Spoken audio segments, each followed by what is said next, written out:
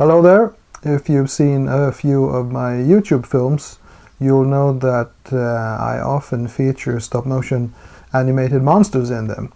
And I have made a few videos about how these puppets are made, going from the moment where I cast the latex skin, which makes up the better part of the puppet body, up to the very finishing touches of adding paint and hair and stuff.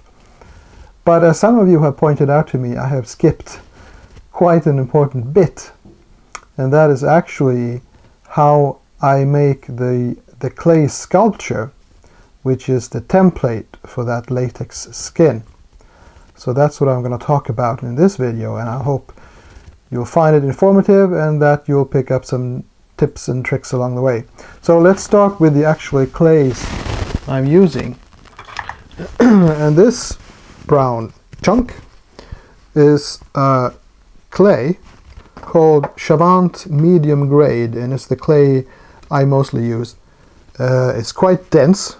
It's so dense and hard that I can't squeeze it together with my hands when it's a big chunk like this, but I can pull off small bits of it, and they are very pliable.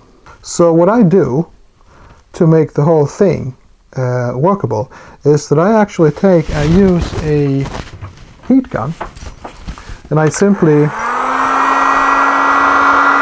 warm the surface of it,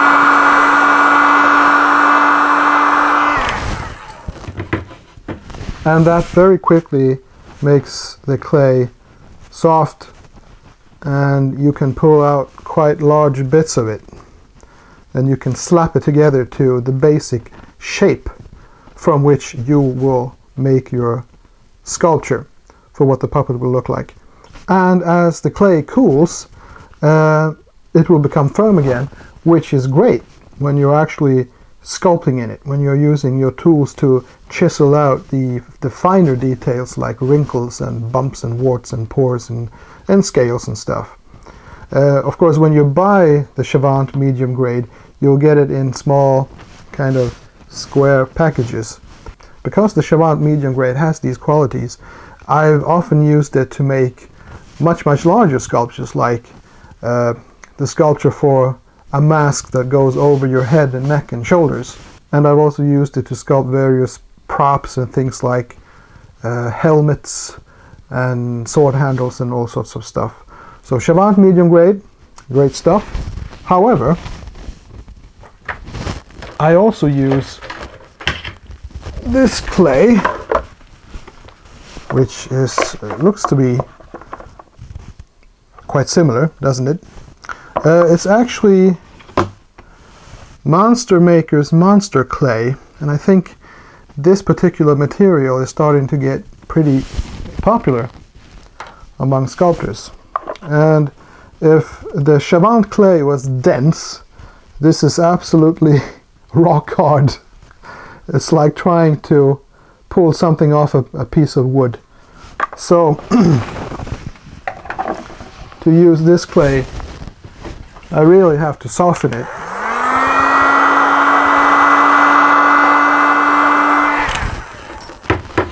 And as you can see, it gets almost watery, and you can pull bits out of it. But it's very hard to work with big chunks of monster clay. You'll have to pull off small bits about this size, and you'll have to clump them together to get your sculpture. So working on very big pieces, like for example a helmet or an overhead mask, that's very difficult. It takes a lot of time and work just to build up the basic shape using monster clay. The good thing about monster clay is that because it's so dense, it picks up details really well, actually better than Chavant clay. So if you are sculpting a face or any part of the puppet body which is small with tiny details, this is a better clay, because you can actually work in with sculpting, chiseling, adding, taking away bits of it to achieve extremely fine details. And another good thing is that like Chavant clay, it's soft as long as it's warm, but when it cools down and it becomes very hard and dense again, you can actually pick it up, you can handle it, you can almost squeeze it, and you won't squash any of the detailing you have been building up in your sculpture. So it's very, very easy to handle. It's really good stuff. Both of these clays are, I believe, oil based, maybe wax based. I think they are oil based, and so they won't dry up, and you can reuse them again and again and again. The only thing you have to be careful about, I found, is that if you let the clays get kind of dusty, dirty, like for example powder from like plaster powder, it'll make the clays a bit harder to work with. Another thing I like about them is that they are fairly easy to pull out of a plaster mold, actually.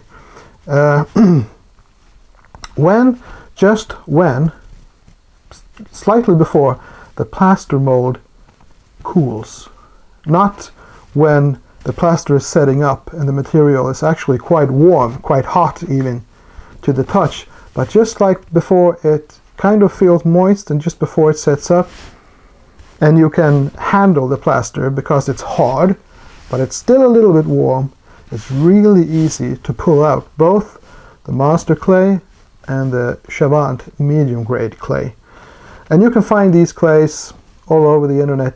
Just do a Google search for Chavant medium grade or Monster Maker's monster clay. Well, what about tools then? What kind of tools do I use? I have a whole drawer of tools here. Now, I don't use all of these tools in this drawer all the time, but I have used all of them at some point, depending on if I'm sculpting something big or something small. And I've just, tried stuff out over the years, and after a few years you will probably have a drawer full of stuff just like this one. So these are the tools I mostly use. Here is an ordinary loop tool. It has one shape at one end and another shape at the other end, and with this loop tool I carve away larger chunks of the clay structure to get the basic shape of whatever sculpture I'm working on. Here's a bunch of other loop tools, much smaller loop tools, and I made these myself by attaching just bits of wire with epoxy to brush handles from discarded brushes, and they have a shape in each end. And these are the tools that I use to carve out and sculpt the really small details in each sculpture. And this is the third sculpting tool I use most of all, which is a wooden handled double-tipped rubber sculpting tool, which is actually perfect for adding wrinkles and pores and very fine details. Then under here I have a drawer full of texture stamps, which I sometimes use. And you may think to yourself, well, using a texture stamp, isn't that a bit of cheating? Yep, it is, but it's a good way of cheating, because you can cover your sculpture with textures which will look good very fast. You can buy ready-made texture stamps like these ones, which are made by monster makers, but you can also make them yourself, like these, which I have made. This one is from an avocado, and this one is from a piece of very wrinkly leather, and this is from a bit of clay sculpture I have made myself. I wanted a texture stamp which would imitate very coarse reptile-like skin. So what I did was actually I sculpted a small piece of this texture on a piece of on a bit of Chavant clay, and I created this texture stamp on top of it. Now, the thing with, for example, the Monster Maker's texture stamps is that they are quite thick and they are quite sturdy, which is good because they last long. But when you are working on a smaller sculpture, it might be difficult to get the texture in everywhere you want it to be. When you're working on a full-size head mask, for example, these stamps are terrific. But if you want to get into all the nooks and crannies of a smaller puppet sculpture, you'll have to probably make your own texture stamps, and they'll have to be just the right size for a tiny sculpture. So what material am I using to make these texture stamps that I made myself? Now what we have here is the exterior of a plastic toolbox, and it has quite an interesting gnarly texture to it, which I would like to create a texture stamp from. So we'll be using this silicone putty, which is called, at least where I buy it in Sweden, Lab Putty Hard, and it's used by dentists, so I bought it from a supplier of dentist materials. And it comes with this so-called activator. So it's two-part. What you do is that you simply add this activator and you mix them until that activator is absorbed by the putty into a unified color. The putty may grow darker, but you shouldn't be able to see blue streaks or whatever the color of your activator is in the putty anymore. So there you have it. Then I just squeeze it out over the surface I'd like to copy as a texture stamp. One little tip here is that you make the edges quite thin. You can also actually make different parts of this texture stamp, so you have one bit that goes out a little bit more like this, and this little bit that kind of branches out is perfect for getting to these really hard to get spots on a very small sculpture. So it's mixed and it's placed properly on top of the surface, and now we'll just have to wait a few minutes for it to set up. So now this silicone putty texture stamp feels like it's set up properly, and of course you just pull it off like that, and you can see, I hope you can see, that it has captured the texture quite well actually. So let's try it out on a piece of clay sculpture. So this is that big chunk of Chavant medium grade clay I showed you earlier, and here's our texture stamp, and it's quite dense, it's cool. I haven't softened it by heating it, so let's just press the texture stamp against the clay, and you can see that very quickly you have this kind of very organic looking gnarly texture to the clay. Now of course it's quite possible to use a sculpting tool to create this effect, but it would have taken quite a long time, and by just doing a few presses with the texture stamp, and you'll get this texture in just in a matter of seconds. You can use almost any type of hard surface as a template for your texture stamps, like fruit skins, wrinkly old leather. You can find interesting details on plastic toys, and even the plastic details inside cars, for example. So let's get started sculpting. I'll start with making a puppet head like this one in Chavant clay medium grade, and then I'll do a head and torso sculpture for a puppet like this one in Monster Maker's Monster Clay. So this first Chavant clay sculpture is going to be the head for a yokai monster creature, a Japanese creature from folklore. I'm using a pair of fairly large acrylic doll eyes that I have bought, and I am digging out the holes where the eyes will go with a big loop sculpting tool. This is probably the sculpting tool I mostly use for everything.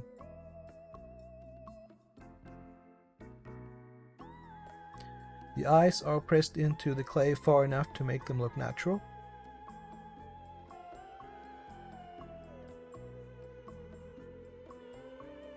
I'm using bits of clay to create the facial features, in this case the eyelids.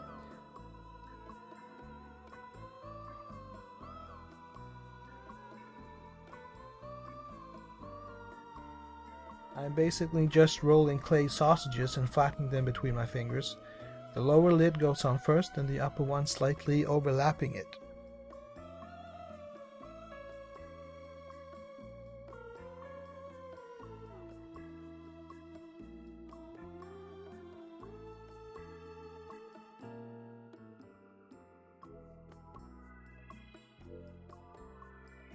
I've added a bit more clay to the eyelids here to make the character look a bit more drowsy, and I'm smoothing out the features by rubbing Vaseline on the clay with my finger. Then a brow goes on, the nose, and the cheeks.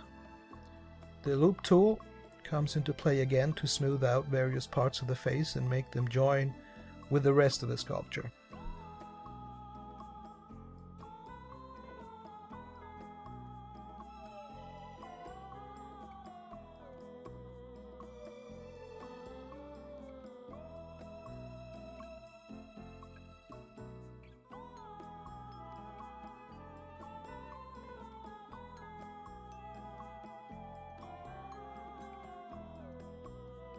To help smooth out certain hard-to-get areas, I'm using a hard brush dipped in Vaseline. To create wrinkles and folds, I use a smaller homemade loop tool, digging out furrows in the clay and smoothing them out by dragging the loop across those furrows. And then more Vaseline is rubbed on to smooth out the shapes.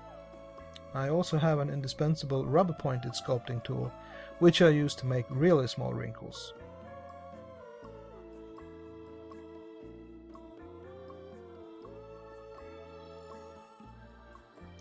This is starting to look pretty good, but it needs some more detailing. This is a rubber texture stamp reproducing the look of skin pores. It's a way of quickly creating texture which looks natural, and that texture can really help sell the credibility of your puppet. There are some parts where the texture stamp can't reach, so I'm using another technique to get to those places. I'm putting a plastic bag over the sculpture and then poking it with a pointed tool. This creates tiny indentations in the clay which look like pores.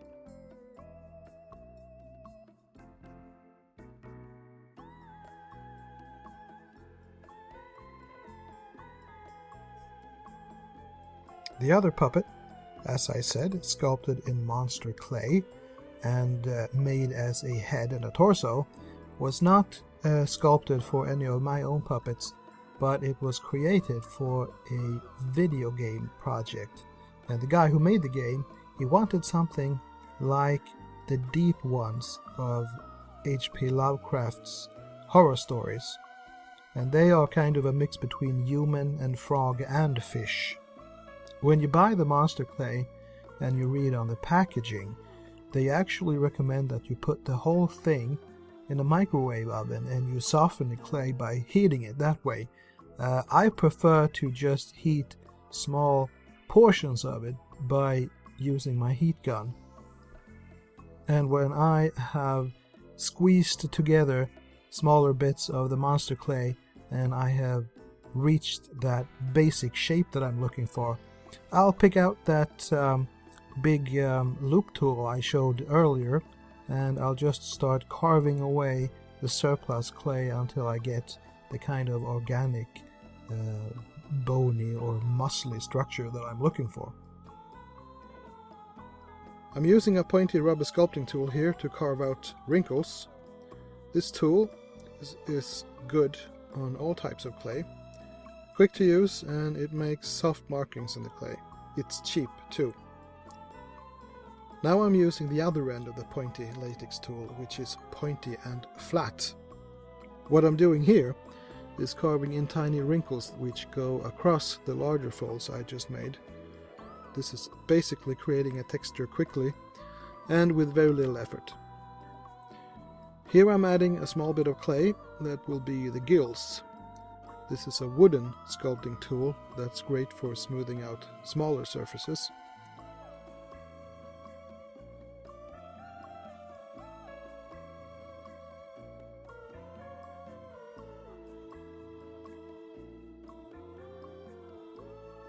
Small loop tools are great for making subtle details without any sharp edges. The eyes on this puppet were just painted on instead of using pre-made eyes, but I did use acrylic domes to create the eye shapes.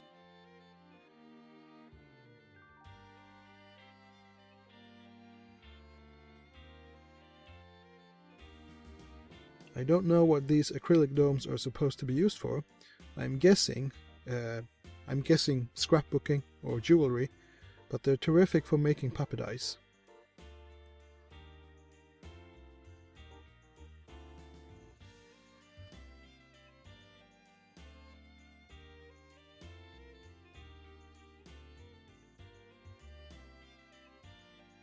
To smooth out sculpted wrinkles more, I use a brush with the bristles that I've cut short. I dip the brush in Vaseline and stroke over the sculpted details. This will smooth out any rough edges.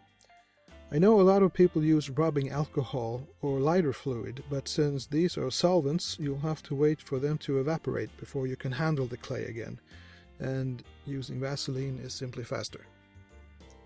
So here's my finished sculpture, but the customer for whom I built this puppet, he wanted something less fish-like and something more batrachian, as Lovecraft himself would have said, which is to say it should have looked more like a frog. So I removed fins and some other bits of it and made the skin less fish-like and more frog-like, more warty. And this is what the finished stop-motion puppet looked like.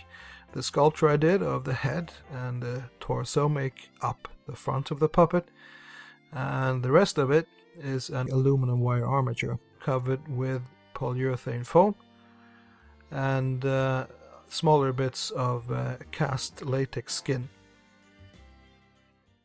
So that was my little sculpting tips and tricks video. I hope you found it useful and that you can apply some of these techniques to your own sculpture work. Now, if you'd like to see how these two puppets that I was working on turned out, then please consider joining me on Patreon, where you'll find lots more bonus videos and behind the scenes and how-to videos about how I make my puppets and other things. And you'll find the address for my Patreon page down below this video. So thanks for watching. I hope to see you soon.